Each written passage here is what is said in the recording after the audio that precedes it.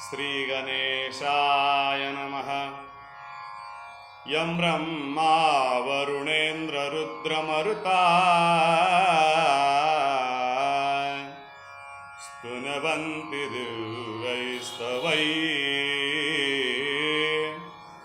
वेदैः साङ्गपदक्रमोपनिषदैः गायन्ति यं सामगाः ध्यानावस्थिततद्गतेन मनसा पश्यन्ति यं योगिनो यस्यान्तं न विदुसुरासुरगणाः। देवाय तस्मै नमः, देवाय तस्मै नमः। गोपाल कृष्ण भगवान की जय। आज आपण 6व्या अध्यायाकडे वळत असताना मनुष्य जीवन हे किती दुर्लभ आहे हे बघून विषय प्रवेश करणार आहोत। मनुष्य जीवन हे दुर्लभ म्हटलं गेलेलं आहे। शास्त्रकार वर्णन करतात, दुर्लभम त्रयमेवैतत् देवानुग्रहहेतुकं मनुष्यत्वं मुमुक्षुत्वं महापुरुष संशया। गोपाल कृष्ण भगवान की जय। अनेक जन्मांचं भ्रमण करत करत करत आपल्याला मनुष्य देहाची प्राप्ती होते। एक एक जन्म, कोटी कोटी फेरा, मग लागे वारा मनुष्याचा। म्हणून मनुष्य जीवनाला आपण प्राप्त झाल्यानंतर आपल्याला शास्त्रानं किंवा संतांनी काही आचारसंहिता सांगितलेल्या आहेत। मनुष्यानं मनुष्य जीवन कसं जगावं याविषयी आपल्याला शास्त्र वेळोवेळी प्रबोधन करत असतं आणि म्हणून त्यानुसार आपलं आचरण असलं पाहिजे। या देहानं आपण जीवनामध्ये मुक्त होऊ शकतो, कारण याच जन्मामध्ये, मनुष्य जन्मामध्ये आपल्याला भगवंताचं भजन करता येतंय। याची जन्मी घडे देवाचे भजन, आणि कहे ज्ञान नाही कोठे। याची जन्मी घडे देवाचे भजन। या देहानं, या शरीरानं आपण भगवंताला आळवू शकतो। म्हणून भगवंताचं भजन गायचंय। आम्ही सतत भजन गात असतो, त्या भजनातून आपल्याला बोध मिळत असतो आणि त्या बोधातून आपलं जीवन सिद्ध होत असतं, सफल होत असतं। म्हणून भजन गायचं आहे। श्रीराम जय राम वदनी वदावा, श्रीराम जय राम श्रवणी पडावा, श्रीराम जय राम नयनी दिसावा, श्रीराम जय राम हृदयी वसावा। प्रभु रामचंद्र भगवान की जय। काया वाचा मनानं भगवंताची सेवा घडावी यासाठी हे जंक्शन स्टेशन भगवंतानं आपल्याला दिलेलं आहे। म्हणून या मनुष्य जीवनामध्ये प्रत्येक क्षणाचा आपल्याला विचार करायचा आहे। तो विचार कशा करता? मुक्त होण्याकरता, तरुण जाण्याकरता। आणि म्हणून ग्रंथकर्ते सुद्धा या अध्यायातून आपल्या पुढे चिंतन सादर करता आहेत। लक्ष्मी माधवाचा संवाद आपल्या पुढं सादर होतो आहे। वेगळ्या प्रश्नांची पृच्छा लक्ष्मी माता करते आहे। प्रश्न करीत असे लक्ष्मी, वदत असे कैवल्य धामी, तेची श्रवण कीजे तुम्ही, पाप क्षयाते जानपा। प्रत्येक अध्यायामध्ये वेगळ्या कथांच्या माध्यमातून सत्कर्माचा महिमा, दानाचा महिमा भगवंत समजावून सांगतायत. या अध्यायामध्ये दीपदानाची थोरवी महात्म्य भगवंत सांगतायत. तव लक्ष्मी वदे जे स्वामीनाथा, दीपदानाची व्यवस्था मज निरोपी जे तत्वता, जेने भवव्यथा निवारे. कवन पापाची या राशी नष्ट होती दीपदानेशी, पूर्वी आई सिया वृत्तासी आचरण पुण्यराशी तो झाला. या दीपदानाने कोण मुक्त झालेला आहे, सफल झालेला आहे, हा वृत्तांत आम्हाला सांगावा. या वेळेला भगवंत सांगताय, हे आद्यंत निरूपण मज करवाजी श्रवण तव बोले जनार्दन, ऐके कथन पुढारी. भगवंत सांगू लागले, पितृहत्या, गोहत्यारी, ब्रह्महत्या, गुरुहत्यारी, कृतघ्न आणि परद्वारी, दुराचारी, मद्यप्राशक, असे हे जे काही दोष सांगितलेले आहेत, हे दोष जरी घडलेले असतील तरीही आपल्याला दीपदानाने या पापाचं क्षालन करता येऊ शकतं, या पापातून मुक्त होता येऊ शकतं, असं भगवंत सांगतायत. तर या पापाचे क्षालन होय केलिया दीपदान, आता पावे तो मोक्ष सदन, संशय अन्य न धरावा. या अधिक मासामध्ये रोज आपण सकाळी लवकर उठावं. जर आपल्या गावामध्ये नदी असेल तर नदीवर जाऊन तीर्थस्नान करावं.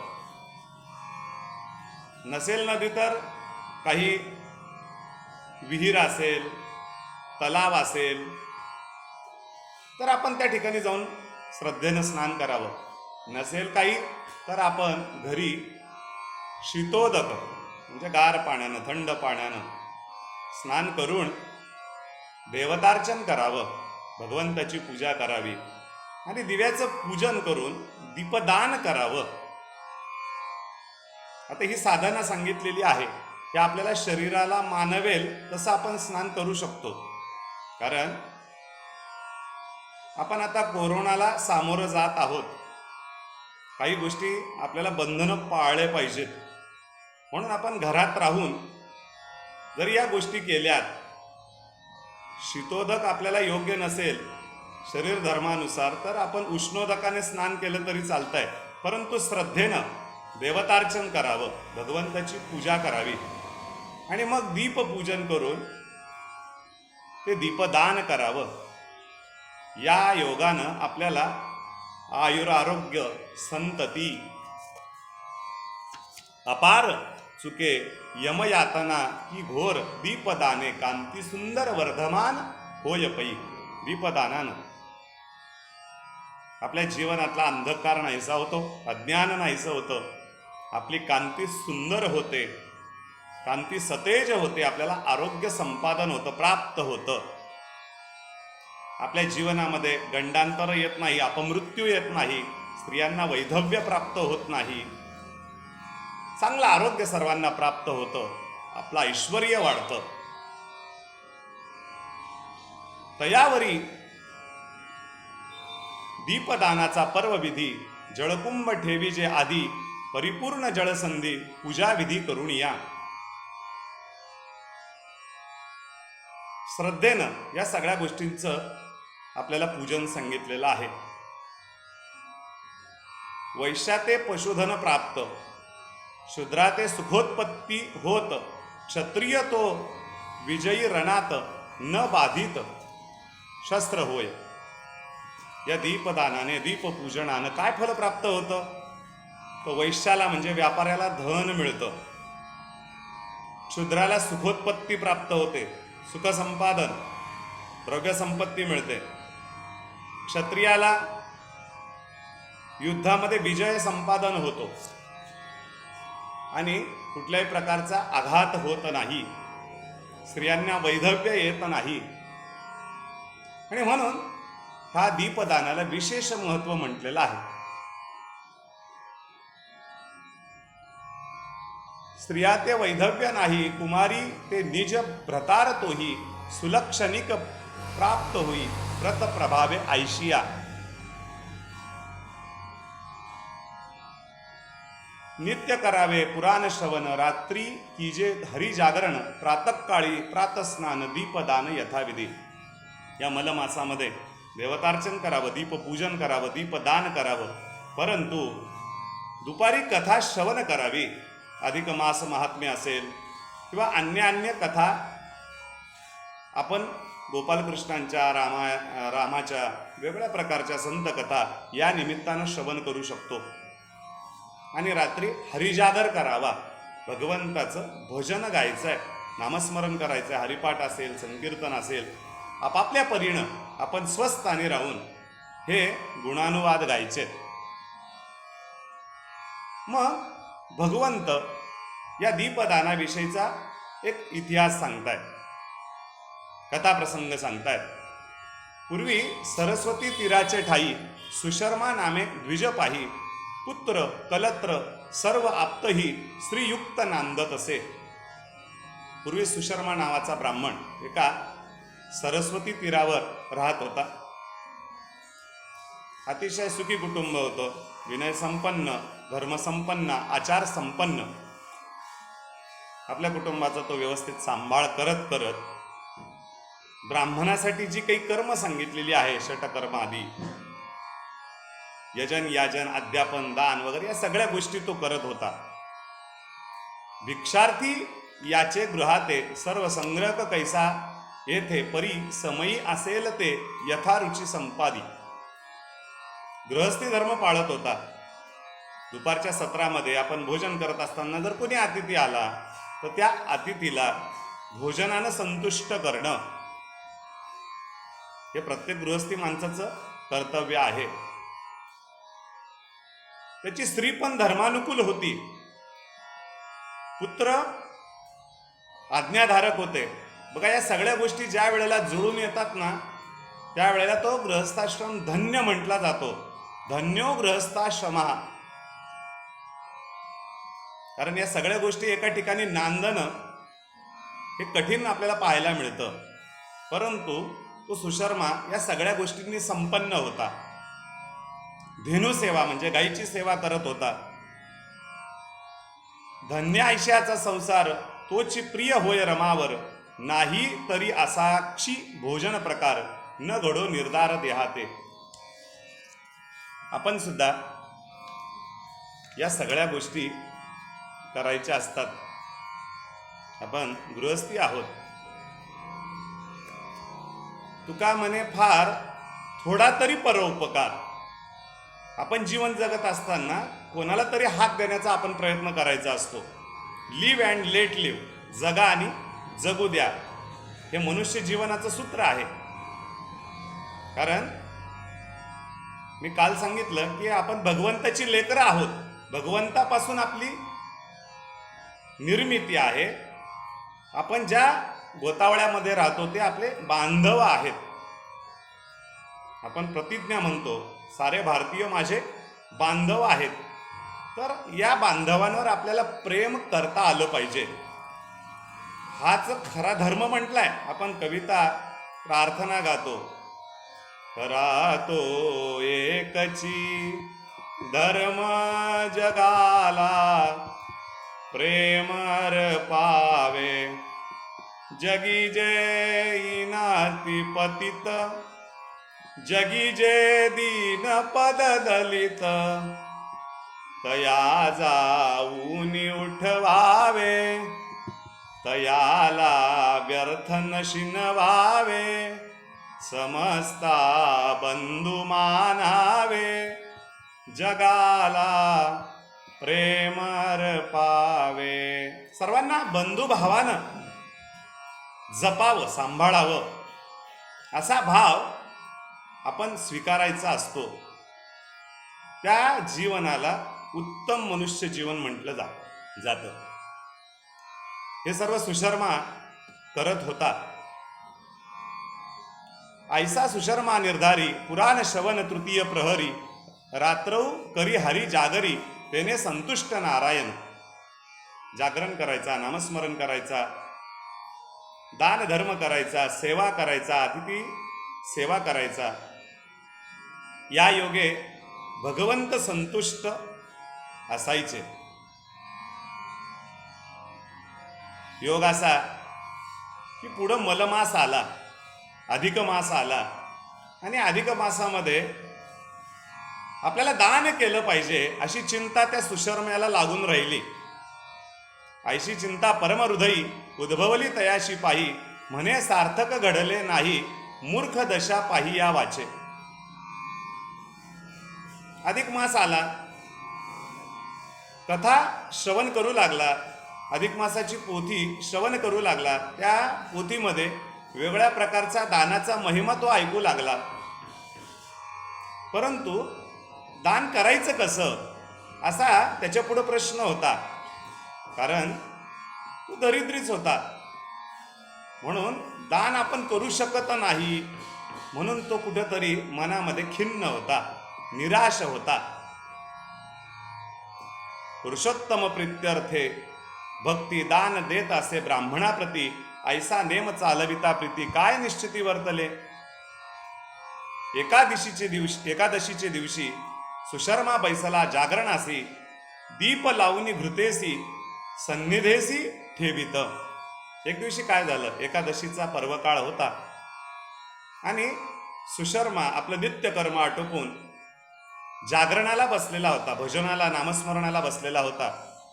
त्यावेळेला त्यानं आपल्याजवळ एक घृताचा दिवा म्हणजे तुपाचा दिवा लावलेला होता. त्या दिव्याच्या सान्निध्यात तो भजन करत होता. पूजा करून संकल्पयुक्त प्रातःकाळी अर्पू ब्राह्मणाते ऐसा नेम धरुण हृदयात प्रातस्नानाते जाणतसे.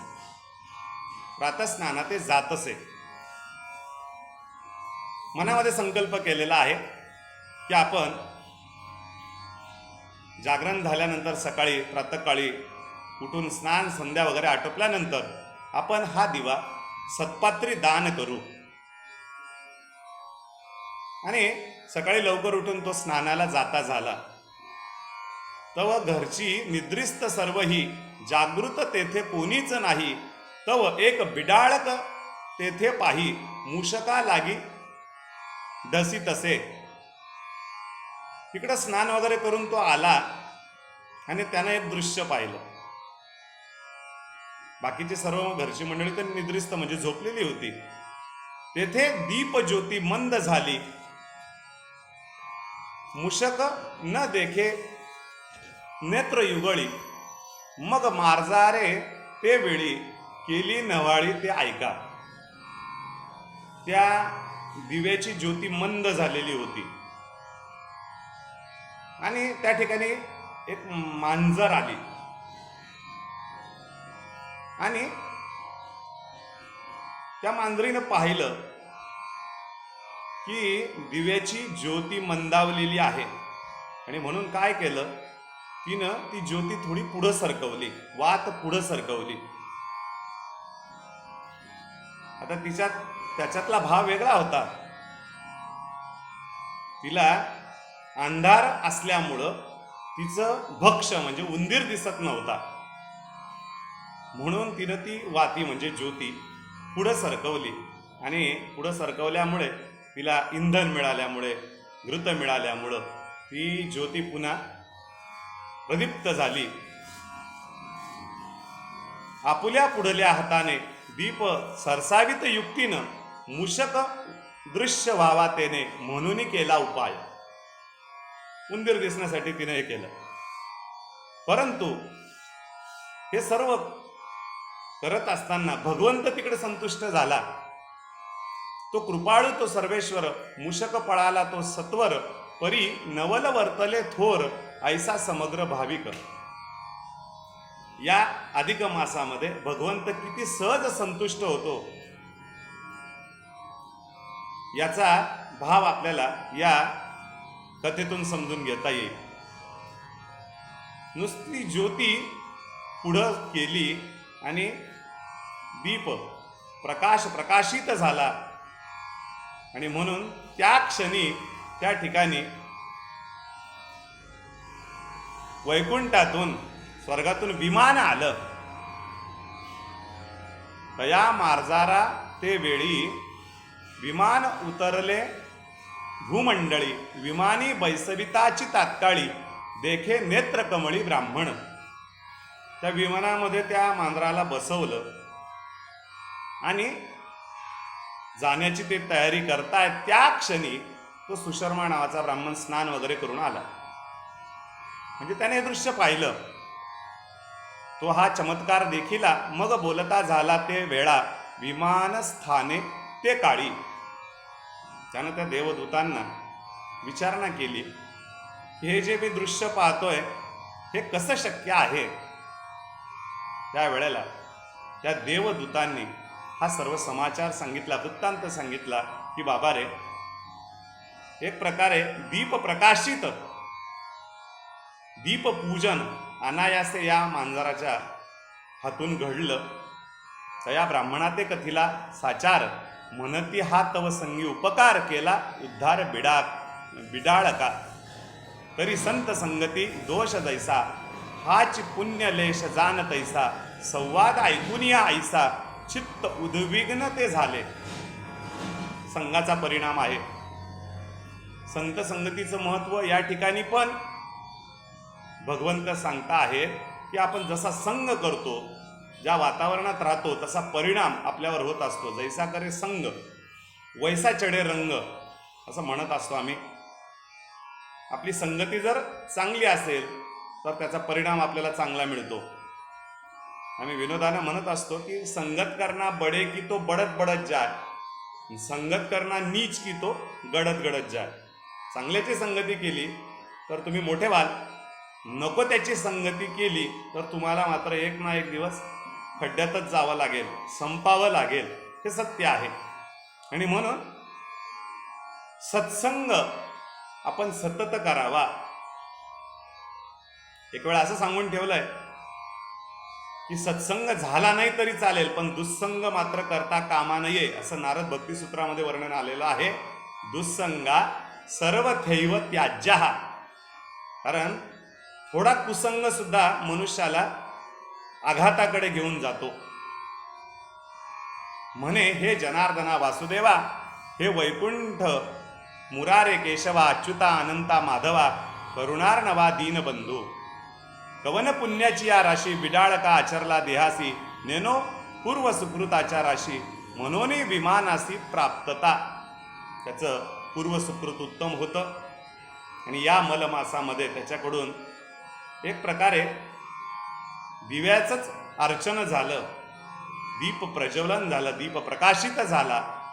म्हणून अनायासे सत्कर्म घडलं, पुण्यकर्म घडलं. आणि म्हणून याला घ्यायला विमान आलेलं आहे या मांजराला. हे ऐकल्यानंतर त्या सुशर्मा ब्राह्मणाला मनामध्ये नैराश्य निर्माण झालं. तो विचार करू लागला, म्हणू लागला, मी तव अभागी पूर्ण, नेनेच कधी पुण्यचरण, मग पापिया ते स्वर्ग भुवन, प्राप्त कोठून होय पै. भगवंता, मी अभागी आहे, माझ्या हातून काही पुण्यकर्म वगैरे घडलेलं नाही, मला कशाला स्वर्गसुख मिळणार आहे, मला कशाला घ्यायला विमान येणार आहे. स्वतःला खिन्न म्हणू लागला, तो दुःखी म्हणू लागला. ऐसा सद्गतीत अंतरी, परम द्रवला हृदय मंदिरी, अश्रू चालिले नेत्रद्वारी, करुणास्वरी बाकीत. अशी विनंती करू लागला सुशर्मा. त्यावेळेला भगवंत पण त्या ठिकाणी त्याचा विचार करू लागला. भगवंताचे हृदय द्रवलं आणि करुणास्वरामध्ये त्या सुशर्म्याची विनंती ऐकल्यानंतर तयाची करुणा ऐकून कृपेने द्रवला नारायण, तया ते चतुर्भुज करुण, तात्काळ वाहिला विमानी. आणि मग त्या मांजरासह वर्तमान त्या सुशर्माला सुद्धा विमाना आरूढ केलं, विमानामध्ये घेतलं आणि स्वस्थानाकडे भगवंत घेऊन गेला. या लागी केले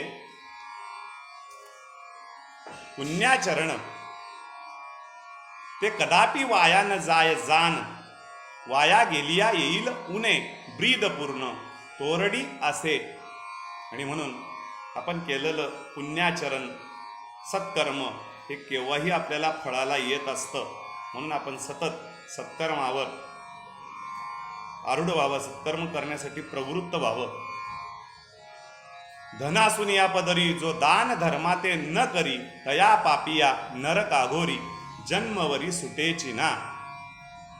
म्हणून अवचिता नरदेहो सुकते लाधला पहावो, न विचारिता न्याया न्यायो करी संचयो धनाते. संचय केला ज्या धनाते, तो राहे जेथील तेथे, एकलेची जाणे घडे त्याते, जेथील तेथे निजात्मा. आपण कितीही द्रव्य संचय केला, परंतु आपल्याला त्याच्यातलं काहीही बरोबर घेऊन जाता येत नाही, हे सत्य आहे. आम्ही भजन म्हणत असतो, आएगा जग जबरे बुलावा हरी का, छोड़ के सब कुछ जाना पड़ेगा, ना कुछ तेरा ना कुछ मेरा, बस हरि नाम तू ले जाएगा. आएगा जब रे बुलावा हरि का, छोड़ के सब कुछ जाना पड़ेगा. ज्या वेळेला भगवंताचं बोलावणं येईल, त्यावेळेला ॲज इट इज आपल्याला जसं आहे तसं इथून निघून जावं लागेल. तुमचा कितीही बँक बॅलन्स असेल, पैसा अडका असेल, संपत्ती असेल, परंतु राहिलं ठाईचे ठाई, हे सर्व याच ठिकाणी आपण सोडून जाणार आहोत.